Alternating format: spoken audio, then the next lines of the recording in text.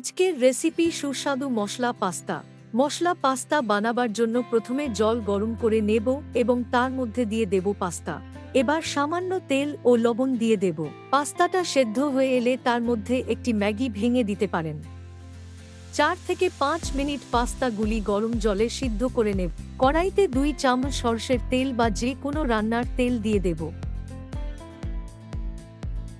তেলটা গরম হলে তার মধ্যে ডিম দিয়ে দেব।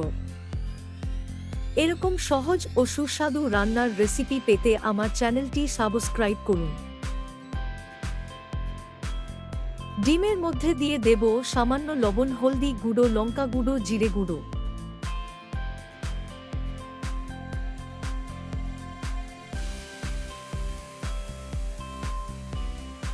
সব মশলাগুলো ভালোভাবে মিশিয়ে নেব।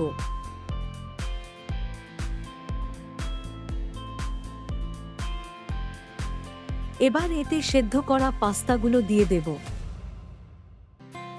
পাস্তাটি মশলার সঙ্গে ভালোভাবে মিশিয়ে নেব।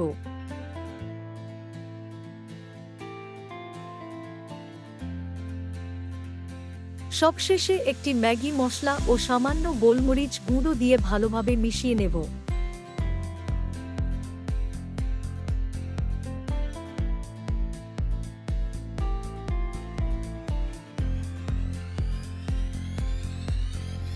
আর এভাবেই খুব সহজেই তৈরি হয়ে গেল আমাদের মশলা পাস্তা।